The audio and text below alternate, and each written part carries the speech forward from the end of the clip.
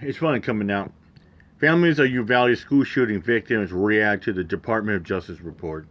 Victims' families are discussing the Justice Department's critical incident review of the response to the mass shooting at Robb Elementary School on May 24th, 2022. You'll recall 19 students and 2 teachers were killed. The Justice Department today calling it a series of critical, cascading failures. Let's listen. That no leader effectively questioned the decision and lack of urgency of UCISD PD Chief Arredondo and UPD Acting Chief Mariano Vargas toward entering classrooms 111 and 112, and that leadership can arise regardless of rank and title. I hope that the failures end today and that local officials do what wasn't done that day. Do right by the victims and survivors of Robb Elementary, terminations, criminal prosecutions. And our state and federal government enact sensible gun laws because Robb Elementary began the day an 18-year-old was allowed to purchase an AR-15. All the mass shooters has been the suspect.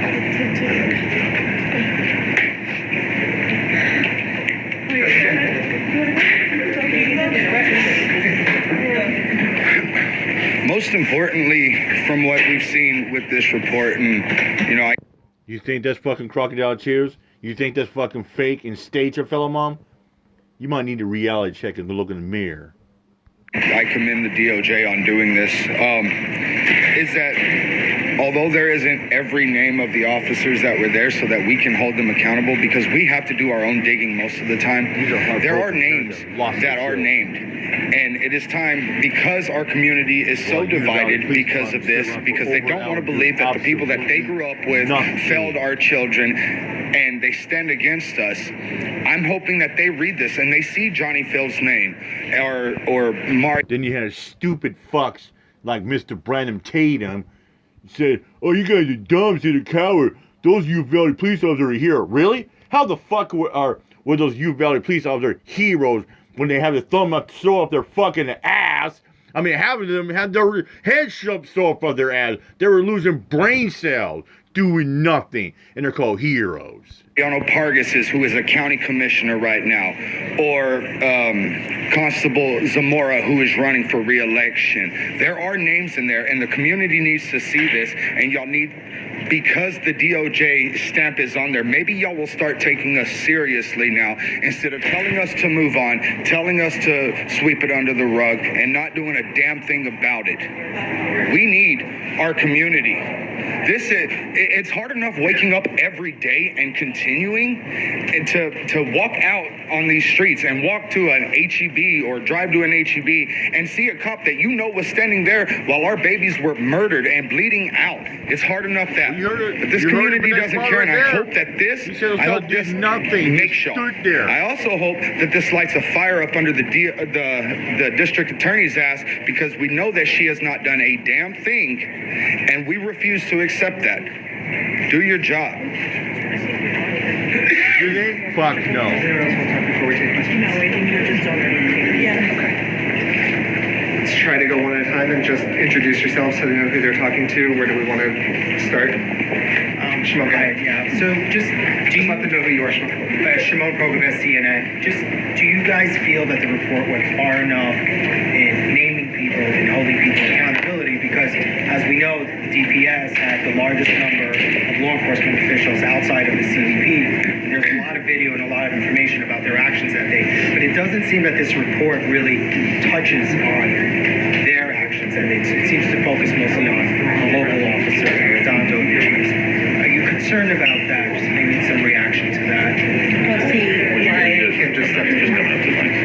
I don't understand why they are allowed privacy.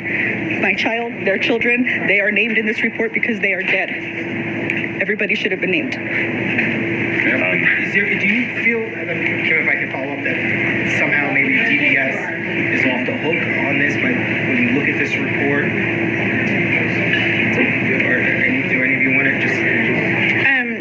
It's kind of hard to answer the question because we've only only been given an hour and a half to kind of just look through the report. So we don't even know if they are mentioned in there or not. We would hope that they are because they were there. So we hope that they would be accountable for their actions as well. Bonnie, following up on that, Monica Madden, KXAN and Nexstar. I know that you said you're still sifting through the report and everything, but were you hoping that the Attorney General would have addressed a lot of more of the aftermath, the delays in the DA's investigation, DPS's investigation into its office's actions and accountability? Were you hoping that he would address more of that publicly? I mean, of course we would have.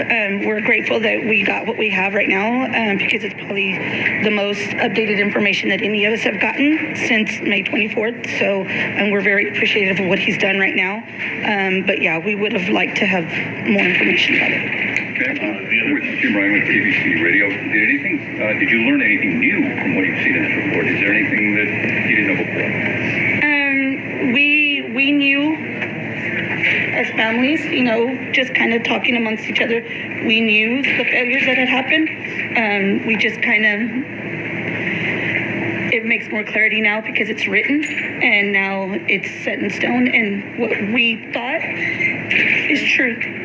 So I did learn something. you did? I didn't realize that the scene was compromised. What? I'm sorry. The scene was compromised. That there was people that shouldn't have been there that were entering the classroom. That's mentioned in the report. And how did that make you feel to learn that? I want to continue reading more when we're done here. Let's do a couple more and then we can go read. Two quick ones. News for WAI, KPB in San Antonio. In all of your guys' mind, is there any question left that the DA should have all that she needs, all that she is required to have for her investigation to be able to pursue criminal charges now at this point? Yeah, what else does she need? Yeah, I mean, this is probably the most extensive piece that we have about all of the failures that happened that day. What else does she possibly need to prosecute or to remove these people from their positions of power when they can't even do their jobs? Yami Virgin, KBB WOAI. How safe are the children of Uvalde right now?